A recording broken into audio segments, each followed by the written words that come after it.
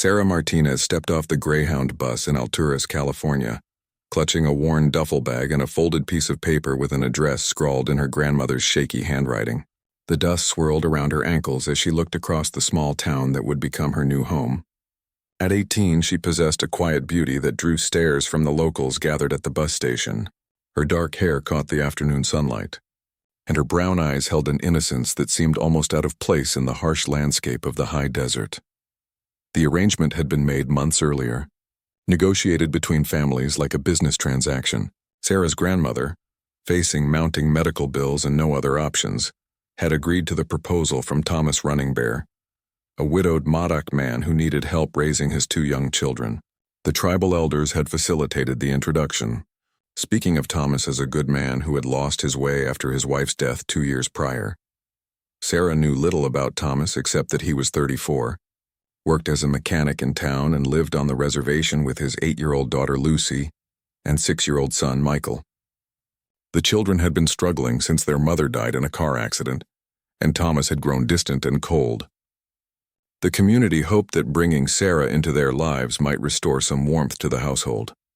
As Sarah waited for Thomas to pick her up, she watched the afternoon shadows grow longer across the main street. A few curious children peered at her from behind their mother's skirts, whispering in a language she didn't understand. She felt the weight of being an outsider, someone who would have to earn her place in this tight-knit community. When Thomas finally arrived in his battered pickup truck, Sarah was struck by his imposing presence.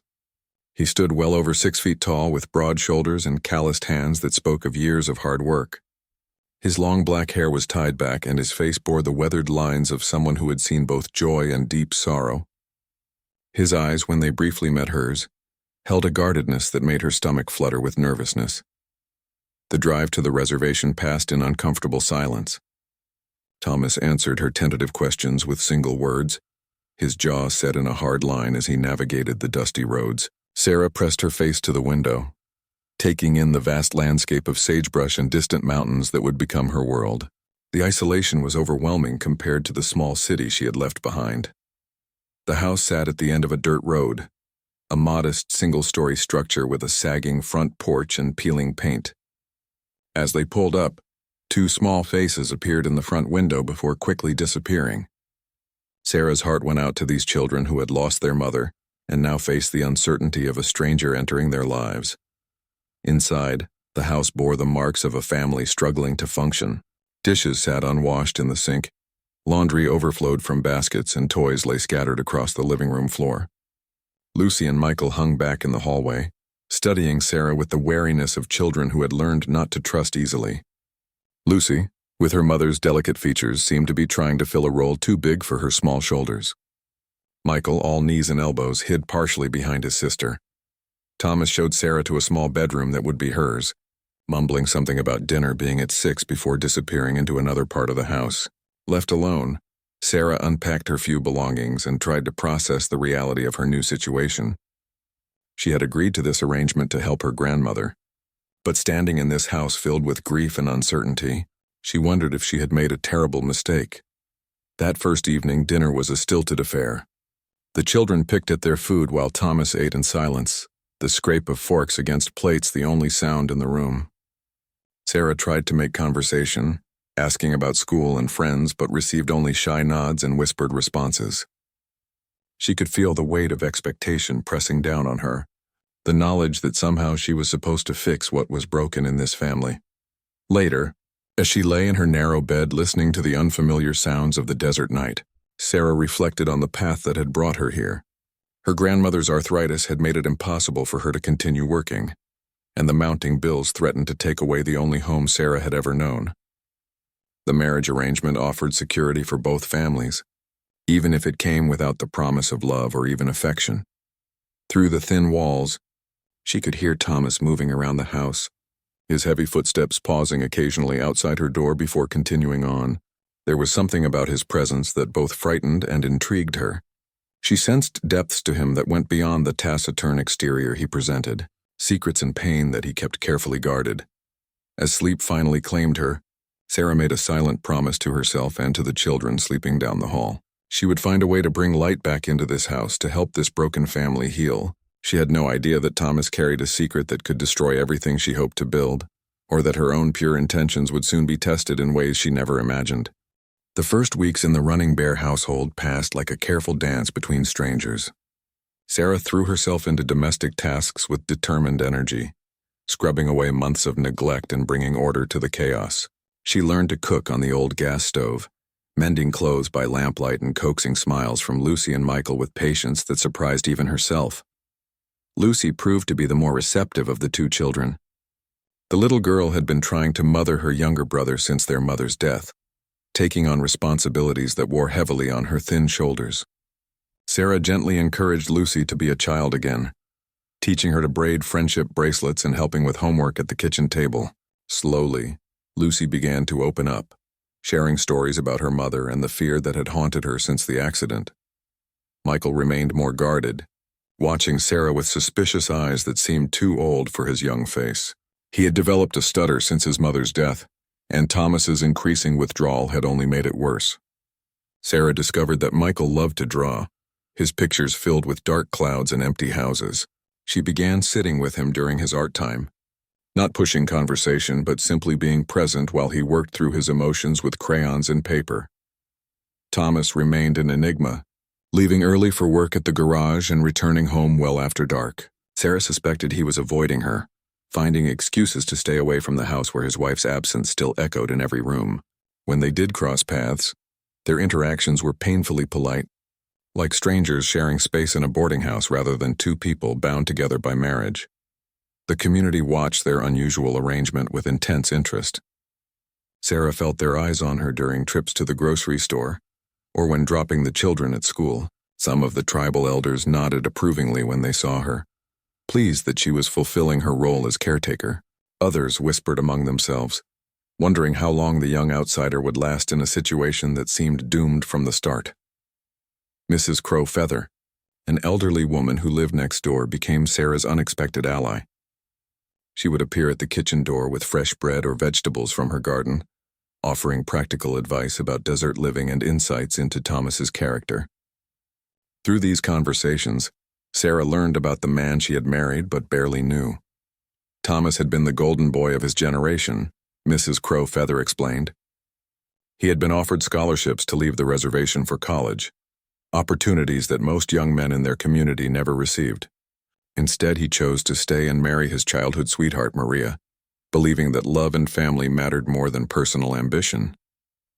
They had been blissfully happy, planning a large family and building dreams together. Maria's death had shattered something fundamental in Thomas. He began drinking heavily, missing work and neglecting his children. The tribal council had intervened, threatening to remove Lucy and Michael from his care if he didn't get help. The marriage arrangement with Sarah had been their compromise, a way to provide stability for the children while giving Thomas time to heal. What Mrs. Crow Feather didn't tell Sarah was the secret that Thomas carried like a stone in his chest. Before Maria's death, he had been having doubts about their marriage. The reservation felt small and limiting, and he had begun to wonder what his life might have been like if he had taken those scholarship opportunities. The night Maria died, they had argued about his restlessness, about his growing desire to see what lay beyond the boundaries of their community. Maria had been driving home from her sister's house after their fight when the accident happened. A drunk driver ran a red light, killing her instantly. Thomas blamed himself completely, convinced that his selfish desires had somehow caused her death. He had never told anyone about their argument or his growing dissatisfaction with their life together. To the community, he remained the grieving widower who had lost his perfect wife. Sarah began to sense the depth of Thomas's guilt, even without knowing its source. She watched him stare at Maria's photograph on the mantelpiece with an expression that went beyond simple grief. There was something tortured in his eyes, a self-loathing that seemed to consume him from within. She longed to reach out to him to offer comfort, but he held himself apart like an island surrounded by treacherous waters. The children's progress became Sarah's salvation. Lucy's laughter returned gradually, bubbling up during quiet moments when they worked together in the kitchen or read stories before bedtime. Michael's stutter began to improve as he felt more secure, and his drawing started to include small figures of people standing together under sunny skies. One evening, While helping Lucy with her math homework, Sarah noticed Thomas standing in the doorway watching them. For a moment his expression softened, and she caught a glimpse of the man he had been before grief and guilt had hardened his heart. When their eyes met, he quickly looked away, but not before she saw something that might have been gratitude mixed with pain. The turning point came on a cold October night when Michael woke up screaming from a nightmare. Sarah rushed to his room, finding him tangled in his sheets and calling for his mother. As she held him and whispered soothing words, she heard footsteps in the hallway. Thomas appeared in the doorway, his hair disheveled and his face etched with anguish. For the first time since Sarah's arrival, Thomas entered his son's room. He sat on the edge of the bed and began speaking to Michael in their native language, his voice low and melodic. Sarah didn't understand the words, but she could hear the love and pain woven through every syllable. Michael's tears gradually stopped, and he fell asleep with his small hand clutched in his father's larger one. That night marked a subtle shift in the household dynamics. Thomas began spending more time at home, joining them for dinner occasionally and helping with bedtime routines. He remained distant from Sarah, but she could see him watching her interactions with his children with something approaching wonder. It was as if he couldn't quite believe that someone could love Lucy and Michael without obligation or blood ties. Winter arrived early that year, blanketing the high desert in snow and forcing the Running Bear family into closer quarters. The old heating system struggled against the cold, and Sarah found herself huddled with the children around the wood-burning stove in the evenings. Thomas had taken to chopping firewood with an intensity that seemed to border on obsession, as if the physical labor could somehow ease the demons that plagued him. Sarah discovered that the long winter nights provided opportunities for connection that the busy daylight hours had not allowed. Lucy began sharing stories about her mother, painting pictures of a woman who had been vibrant and full of laughter. Michael, emboldened by his sister's openness, started asking Sarah questions about her own childhood, curious about the world beyond the reservation. During these conversations, Sarah learned more about the family she had joined. Maria had been a teacher at the tribal school, beloved by students and parents alike. She had dreams of expanding the curriculum to include more traditional Modoc language and customs, believing that education should bridge the gap between ancient wisdom and modern necessity. Her death had left a void not just in her family but in the entire community. Thomas began joining these evening gatherings more frequently, drawn perhaps by the sound of his children's laughter, echoing through the house for the first time in years. He would sit in his worn armchair, ostensibly reading the newspaper or working on small repair projects, but Sarah noticed that his attention was really focused on them. Sometimes she would catch him looking at her with an expression she couldn't quite read, a mixture of gratitude and something deeper that made her heart skip in ways she didn't expect. The breakthrough came during a particularly fierce blizzard that trapped them indoors for 3 days. The power went out on the second day, leaving them dependent on the wood stove for heat and candles for light. As they huddled together for warmth, the formal barriers that had kept them politely distant began to crumble. Thomas told stories from his childhood, tales of hunting trips with his grandfather and the old ways that were slowly disappearing from their community. His voice grew animated as he spoke, and Sarah caught glimpses of the charismatic young man he had been before sorrow had claimed him. Lucy and Michael hung on every word, hungry for connection with their father who had been emotionally absent for so long. Sarah contributed her own stories, sharing memories of her grandmother's wisdom and the small urban neighborhood where she had grown up. She spoke of her mother, who had died when Sarah was only 12, and how her grandmother had stepped in to raise her with fierce love and unwavering faith. Thomas listened intently, and she sensed that he was beginning to see her not just as a caretaker for his children, but as a person with her own losses and strength.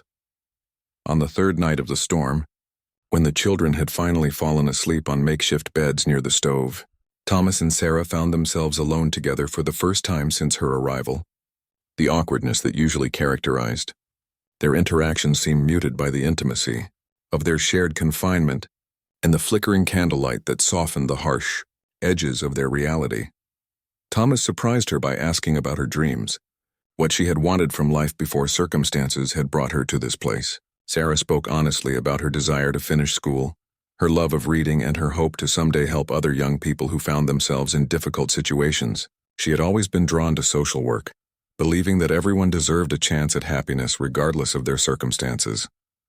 In return, Thomas shared fragments of his own abandoned dreams. He spoke of the scholarship offers, the university acceptance letters he had received, and the career in engineering that he had turned down to stay with Maria. His voice carried regret, but also confusion, as if he still couldn't decide whether he had made the right choice. For the first time, Sarah glimpsed the secret guilt that Thomas carried. She sensed that there was more to his grief than simple loss, that he was wrestling with feelings he couldn't or wouldn't name. She wanted to reach out to him, to offer comfort for whatever wounds he was hiding, but she held back, instinctively knowing that he wasn't ready for that level of intimacy. When the storm finally passed and normal life resumed, something fundamental had shifted between them. Thomas began seeking out small moments of connection, asking about her day when he came home from work, offering to help with household tasks that he had previously ignored. He started teaching her basic phrases in the Modoc language, his patience gentle as she struggled with unfamiliar sounds and meanings. The children blossomed under this new dynamic, sensing that the adults in their lives were finally beginning to work as a team rather than strangers sharing space. Lucy's grades improved at school, and Michael's stutter nearly disappeared. They began including Sarah in their prayers at bedtime, thanking the Creator for bringing her to their family. Sarah found herself falling into the rhythm of this life more completely than she had expected. She developed friendships with other women in the community, learning traditional crafts and participating in cultural events. The initial wariness that some tribal members had shown toward the outsider gradually gave way to acceptance and even affection. But beneath the surface of this growing harmony, Sarah became increasingly aware of the undercurrents of Thomas's internal struggle. She would sometimes find him staring out the window with an expression of such profound sadness that it took her breath away. He would catch himself in these moments and quickly compose his features, but not before she saw the depth of his pain. The secret Thomas carried was beginning to eat away at him.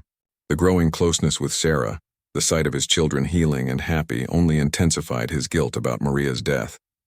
He began to feel like a fraud, accepting kindness and building new connections while believing himself responsible for destroying the perfect life he had shared with his first wife. As spring approached and the snow began to melt, revealing the brown earth beneath, Sarah sensed that some kind of reckoning was approaching. The careful peace they had built over the winter felt fragile, like ice beginning to crack under the weight of warmer weather. She could only hope that whatever truth Thomas was hiding wouldn't destroy the family they were slowly becoming. Spring brought new life to the reservation, and with it unexpected challenges that would test the fragile bonds Sarah had worked so hard to build. The annual tribal celebration was approaching, a 3-day festival that honored both traditional ways and community resilience. Sarah had been looking forward to experiencing this cultural milestone, but she soon discovered that the celebration would force Thomas to confront memories he had been trying desperately to bury. Maria had been instrumental in organizing the festival during her lifetime, coordinating the educational displays and ensuring that children learned traditional dances and songs. Her absence would be felt keenly this year, and the community expected Thomas to take on some of her former responsibilities. The weight of these expectations sent him spiraling back into the darkness he had been slowly emerging from. Sarah watched helplessly as Thomas began withdrawing again, staying later at work and drinking more heavily when he thought the children were asleep. She could hear him pacing the house at night, his footsteps heavy with anguish. The progress they had made during the winter seemed to evaporate like morning dew under the harsh sun of his renewed grief. The children sensed the change immediately. Lucy became quiet and watchful, her old anxiety returning as she monitored her father's moods. Michael's stutter came back with a vengeance, and his artwork once again filled with dark clouds and empty spaces. Sarah felt her heart breaking for these children who had been caught in the crossfire of adult emotions they couldn't understand. Desperate to help, Sarah approached Mrs. Crowfeather for advice. The elderly woman listened with knowing eyes as Sarah described Thomas's deteriorating state.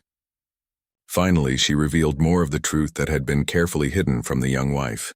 Maria and Thomas had been arguing more frequently in the months before her death, Mrs. Crowfeather explained. Thomas had been offered a prestigious engineering position in California, an opportunity that would have meant leaving the reservation permanently. Maria had been devastated by his consideration of the offer, feeling betrayed that he would even think about abandoning their community and the life they had built together. The night of the accident. They had fought bitterly about his growing restlessness and his secret applications to companies outside the reservation. Maria had stormed out, driving to her sister's house in tears. She had been emotional and distracted when the drunk driver ran the red light. And Thomas blamed himself completely for the argument that had put her in that vulnerable state. Sarah felt the pieces of the puzzle clicking into place. Thomas's guilt wasn't just about losing Maria. It was about feeling responsible for her death and believing that his selfish desires had ultimately killed the woman he loved. He saw himself as a man who had betrayed his wife's trust and paid the ultimate price for his disloyalty. Armed with this knowledge, Sarah began to understand the true scope of the challenge she faced. Thomas wasn't just grieving. He was punishing himself, convinced that he didn't deserve happiness or peace. Her presence in his life represented a painful contradiction to his self-imposed exile from joy. The situation came to a head one evening when Thomas came home clearly intoxicated. He found Sarah helping Lucy with a school project about family history, looking through old photographs and talking about ancestors.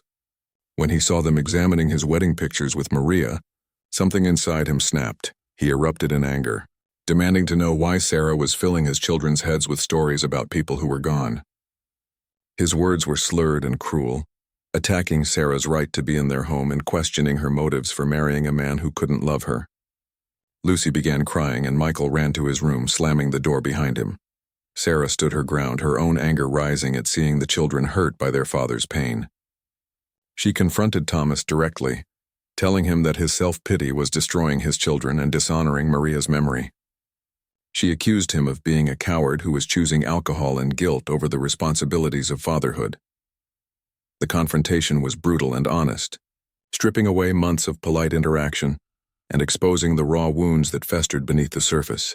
Thomas lashed out with words designed to hurt, calling Sarah naive and telling her that she could never understand the complexity of real love because she had settled for an arrangement instead of choosing her heart. Sarah's response surprised them both. Instead of retreating or responding with equal cruelty, she spoke with quiet dignity about the different forms that love could take. She acknowledged that she had not married him for romantic love, but that she had grown to care deeply for him and his children. She told him that watching him destroy himself was breaking her heart, and that his children deserved better than a father who was drowning in his own guilt. The argument ended with Thomas storming out of the house, leaving Sarah to comfort two terrified children and wonder if she had finally pushed too hard. She spent the night holding Lucy while Michael slept fitfully in his bed, both children clinging to her as if she might disappear too. Thomas didn't return until the following evening, sober but hollow-eyed. He found Sarah in the kitchen preparing dinner, her movements careful and controlled. The children watched nervously from the living room, uncertain about how to navigate the tension that filled the house like smoke. Without preamble, Thomas began talking. For the first time since Maria's death, he told the complete truth about their relationship and the events leading up to the accident.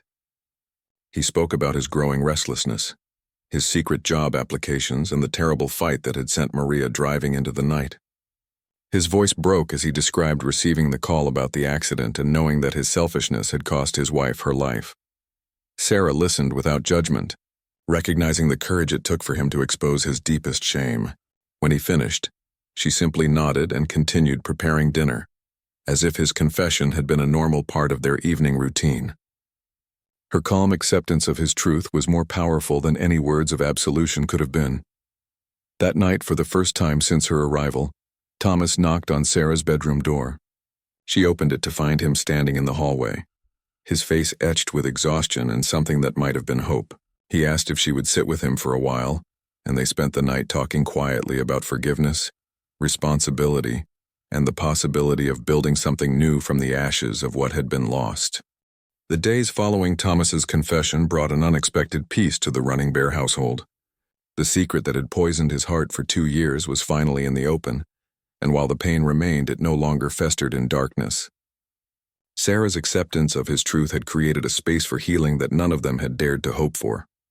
Thomas began seeing a counselor at the tribal health center, something he had resisted for months despite pressure from the community leaders. The sessions were difficult, forcing him to confront not only his guilt about Maria's death but also his complex feelings about their marriage and his abandoned dreams. Slowly, he began to understand that his restlessness hadn't made him a bad husband, and that Maria's death, while tragic, wasn't divine punishment for his human doubts. Sarah found herself in the unusual position of supporting a man through grief for another woman, a situation that would have seemed impossible when she first arrived. But their relationship had evolved beyond simple arrangement into something more complex and genuine. She cared about Thomas's healing not just for the children's sake, but because she had grown to understand and value the man beneath the pain.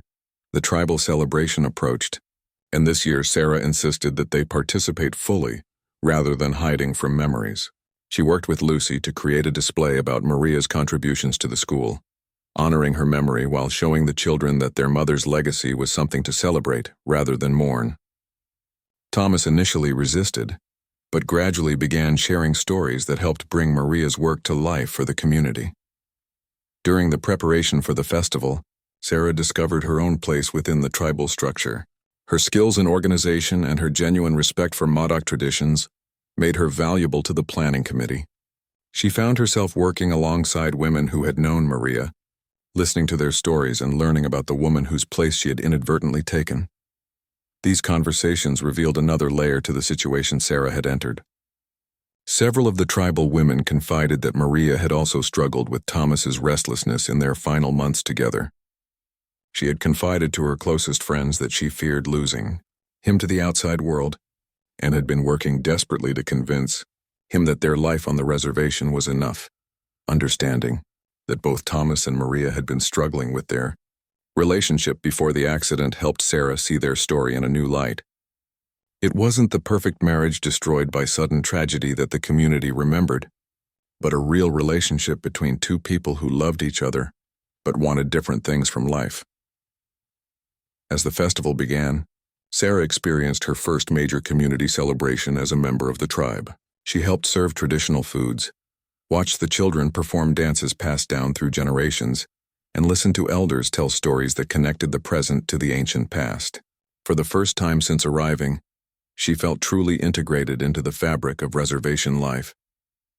The breakthrough moment came during the ceremony honoring community members who had passed away in the previous year. Maria's name was called, and Thomas was invited to speak about her contributions. Sarah watched from the audience as her husband, looking more composed than she had ever seen him, walked to the front of the gathering. Thomas spoke about Maria's passion for education and her belief that children should be proud of their heritage while also being prepared for the modern world. He talked about her laughter, her stubborn determination to help struggling students, and her dream of creating a cultural center that would preserve Modoc traditions for future generations. His voice remained steady throughout, and when he finished, the community responded with warm applause and nods of approval. But it was what Thomas said next that stunned everyone, including Sarah. He spoke about the blessing of second chances and the unexpected gift of love that could come from the most unlikely circumstances.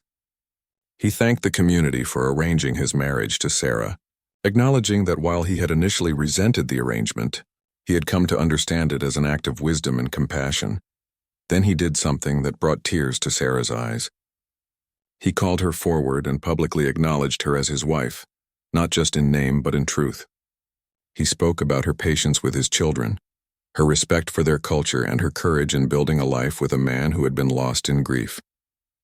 The community responded with genuine warmth, finally accepting Sarah not as an outsider brought in to solve a problem, but as a valued member of their family. That night, as they walked home under a canopy of desert stars, Thomas reached for Sarah's hand for the first time since their wedding day. The gesture was simple but profound, marking a shift from obligation to choice, from arrangement to authentic partnership. Lucy and Michael skipped ahead of them, chattering excitedly about the day's events, their voices carrying the lightness of children who finally felt secure in their family's stability. Back at the house, as they tucked the children into bed, Sarah realized that somewhere in the process of healing Thomas's family, she had found her own purpose and place in the world. She had come to the reservation as an 18-year-old girl with few options, but she was becoming a woman with deep roots and genuine connections.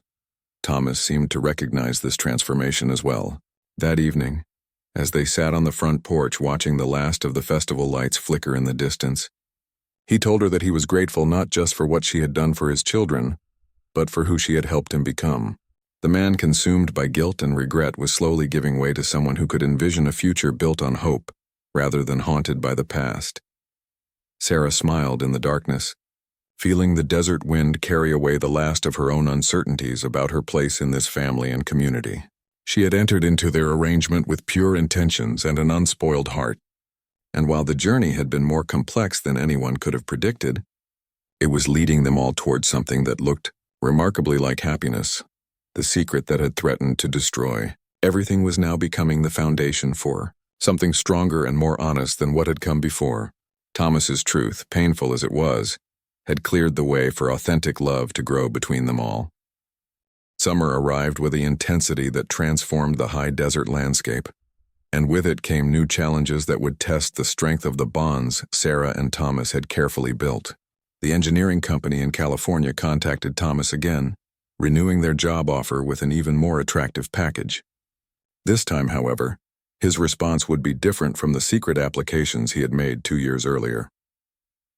Thomas brought the offer to Sarah immediately, spreading the paperwork across their kitchen table and discussing it openly, rather than hiding it as he had done with Maria. The position offered financial security, far beyond anything he could achieve on the reservation, opportunities for professional growth, and access to excellent schools for the children. It was everything he had once dreamed of, now presented to a man who had learned to value different things. Sarah studied the documents carefully, recognizing the magnitude of the opportunity, while also understanding what acceptance would mean for their family. Leaving the reservation would separate Lucy and Michael from their cultural roots, their extended family, and the community that had helped shape their identity. It would also mean leaving behind the life she had built, the relationships she had formed, and her own growing sense of belonging. The decision sparked intense discussions between them, conversations that revealed how much their relationship had evolved from the polite distance of their early marriage. They talked late into the night about dreams and responsibilities, about the balance between personal ambition and family obligation. Thomas was no longer the man who made unilateral decisions about his family's future. He genuinely wanted Sarah's input and would respect her feelings about their choice. Lucy and Michael sensed the tension surrounding this decision, even though their parents tried to shield them from the adult complexities involved. Lucy, now 9 and increasingly perceptive, asked direct questions about whether they would have to leave their home. Michael, still sensitive to any threat to his security, began having mild behavioral setbacks, clinging more closely to Sarah and expressing fears about people leaving. The community also became aware of the offer through the efficient tribal communication network. Mrs. Crow, Feather, expressed her opinion strongly, reminding Thomas of his roots and the importance of raising children within their cultural context. Other tribal members were more ambivalent, recognizing the economic advantages the position would provide, while also feeling that Thomas's departure would represent another loss for their small community. Sarah found herself in the unexpected position of being the deciding voice in a choice that would determine their family's future. Thomas made it clear that he would not accept the position without her wholehearted support, and that her happiness was as important to him as his own career aspirations. This level of consideration, which would have been impossible when she first arrived, demonstrated how far they had all traveled on their journey toward becoming a real family. The weight of the decision led Sarah to seek counsel from sources beyond her immediate circle. She drove to the town library and spent hours researching the school district and community where they would live if Thomas accepted the position. She spoke with tribal elders about the challenges facing Native American children who grew up away from their reservations, learning about the delicate balance between opportunity and cultural preservation. Most importantly, Sarah had several long conversations with Lucy and Michael about their feelings and fears regarding a potential move. Lucy expressed excitement about the possibility of new experiences, while also voicing concerns about leaving her friends and the familiar rhythms of reservation life. Michael was more resistant, unable to articulate his fears but clearly distressed by the idea of another major change in his young life. The breakthrough came when Sarah realized that her own perspective on the situation was clouded by her desire to please everyone rather than honestly examining what would be best for their family as a whole. She had been so focused on being the perfect wife and stepmother that she had lost sight of her own dreams and needs in the equation. One evening, she surprised Thomas by asking him what he thought Maria would have advised in this situation. It was the first time either of them had openly invoked Maria's memory in making a decision about their future, and the question forced Thomas to consider his first wife's perspective with the honesty that grief had previously made impossible. Thomas was quiet for a long time before answering. He acknowledged that Maria would probably have supported whatever decision was best for the children's long-term welfare, even if it meant leaving the reservation she loved. She had always believed that education and opportunity were the greatest gifts parents could give their children, and she would have wanted Lucy and Michael to have every advantage possible. But Thomas also revealed something else in that conversation. He told Sarah that accepting the position would no longer feel like running away from his responsibilities or betraying his community. If they chose to move, it would be a family decision made with full consideration of all factors, not an escape motivated by restlessness and dissatisfaction. The difference was crucial to his sense of integrity and honor. Sarah made her own confession that night. She admitted that while she had grown to love the reservation and its people, she also felt the pull of educational opportunities that would be available in California. She had been quietly harboring dreams of returning to school herself, perhaps studying social work or education, but had pushed these desires aside in favor of her role as wife and mother. Thomas listened with growing amazement as Sarah revealed ambitions she had kept hidden even from herself. Her desire to help other young people navigate difficult circumstances, her interest in bridging cultural gaps in educational settings, and her dream of creating programs that would support families in transition all painted a picture of a woman with untapped potential and unexplored talents. The conversation that followed was unlike any they had shared before. For the first time, they talked not just as husband and wife or as co-parents to Lucy and Michael, but as two individuals with legitimate dreams and aspirations who had chosen to build a life together. The foundation of obligation and arrangement that had brought them together was finally giving way to something approaching genuine partnership. They decided to visit California together, bringing the children to see the area where they might live if Thomas accepted the position. The trip would allow them to make an informed decision based on reality rather than imagination, and it would give Lucy and Michael a chance to voice their opinions based on actual experience rather than abstract fear. The weekend in California proved to be revelatory for the entire family. The suburban neighborhood where they would live was clean and safe, with excellent schools and recreational facilities that the reservation could never match. But it was also sterile and disconnected, lacking the tight-knit community bonds that made reservation life meaningful despite its economic challenges. Lucy was impressed by the advanced computer lab at the local elementary school and the variety of extracurricular activities available. Michael seemed overwhelmed by the pace and complexity of suburban life, clinging close to Sarah throughout their visits to potential schools and recreational centers. Both children noticed the absence of other Native American families in the community, a reality that would make them minorities in a way they had never experienced before. Sarah found herself torn between excitement about the educational opportunities and concern about the cultural isolation they would face.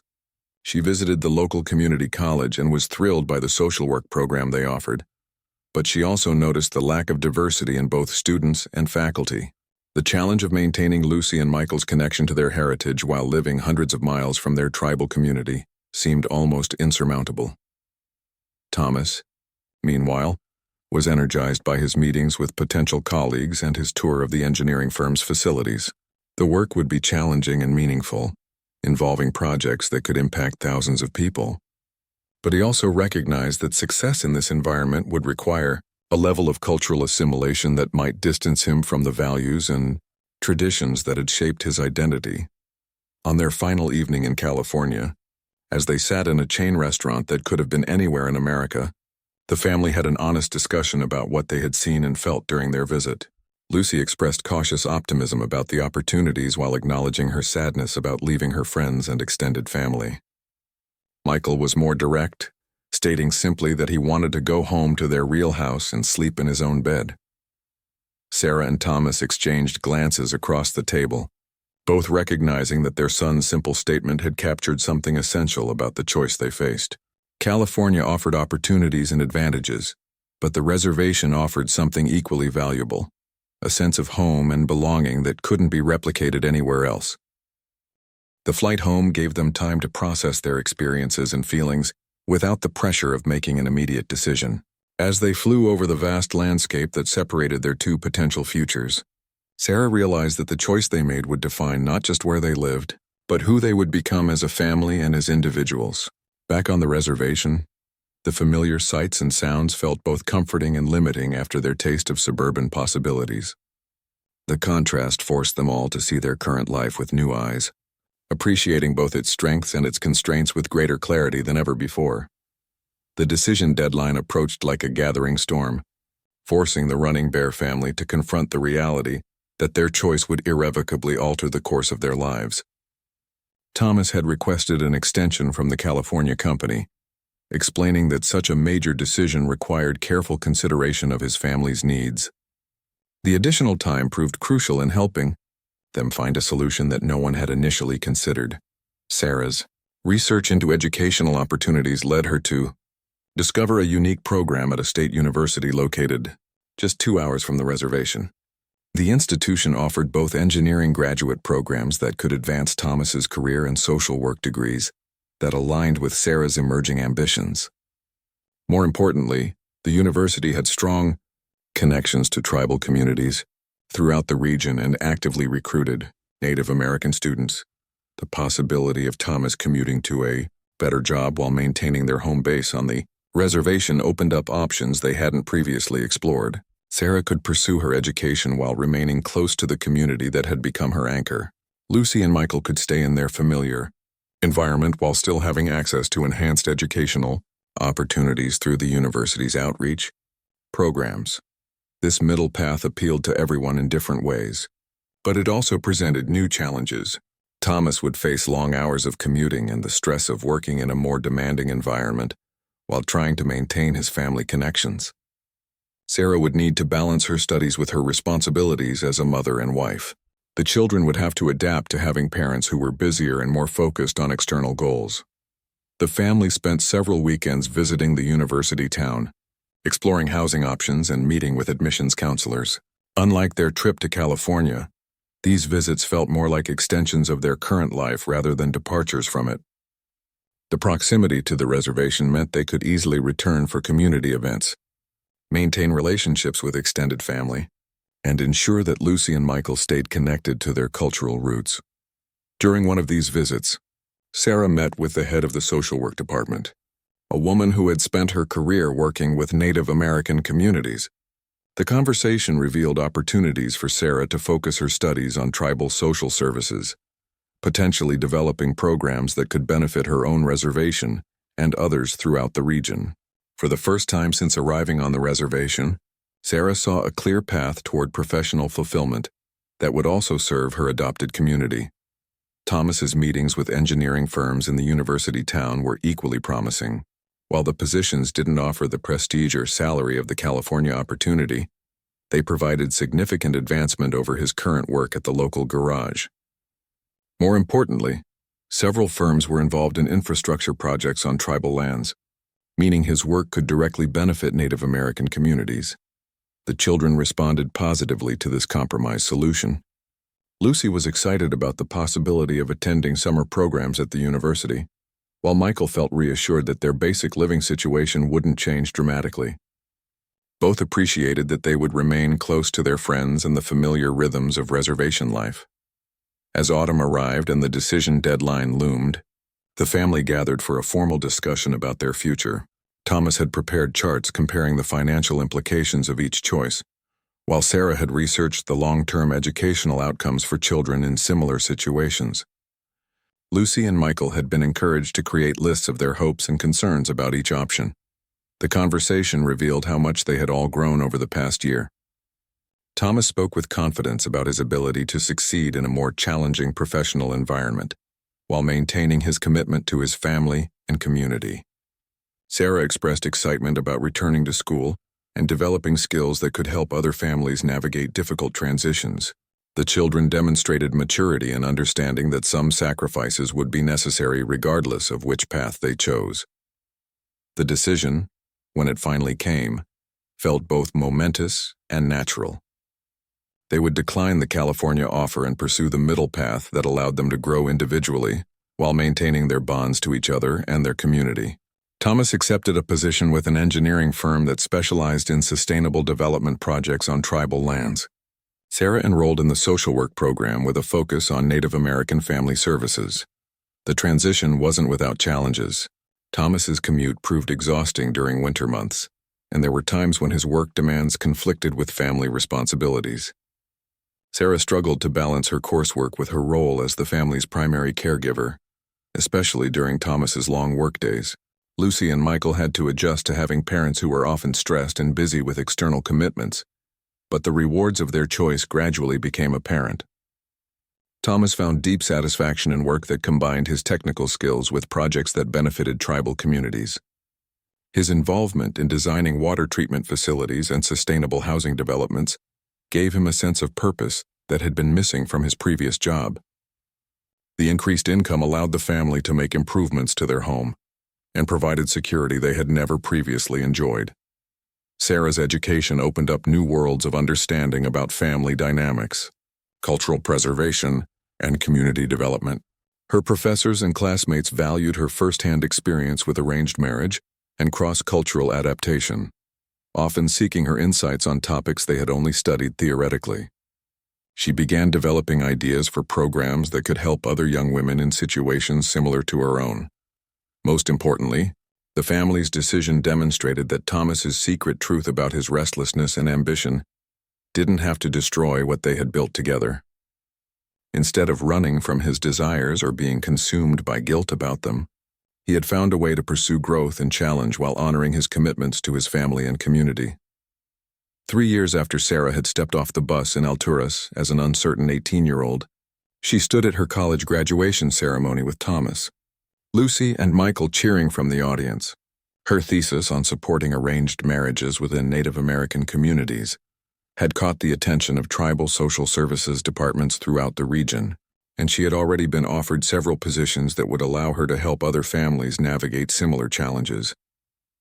As she walked across the stage to receive her diploma, Sarah reflected on the unexpected journey that had brought her to this moment. She had entered her marriage with pure intentions and an unspoiled heart, never imagining that those qualities would be tested and refined through experiences she couldn't have anticipated. The secret that had once threatened to break apart their family had instead become the catalyst for honest communication and authentic growth. Thomas's truth about his ambitions and his guilt over Maria's death had initially seemed like an insurmountable obstacle to their happiness, but their willingness to confront that truth together, to work through its implications with patience and understanding, had ultimately created a foundation stronger than any built on false harmony or hidden resentments. Looking out at her family and the graduation audience, Sarah saw not the arranged marriage of obligation she had once accepted, but a partnership of choice built on mutual respect, shared values, and genuine affection. Lucy and Michael had grown into confident children who understood that families could be built in many different ways, and that love could develop even in the most unlikely circumstances. The best that Thomas's secret truth had once threatened to break apart had indeed been transformed, but not destroyed. In its place stood something more honest, more resilient, and more authentic than what had existed before.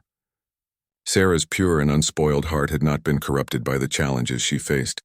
Instead, it had been strengthened and deepened by the experience of building real love from the ashes of loss and the foundation of hope.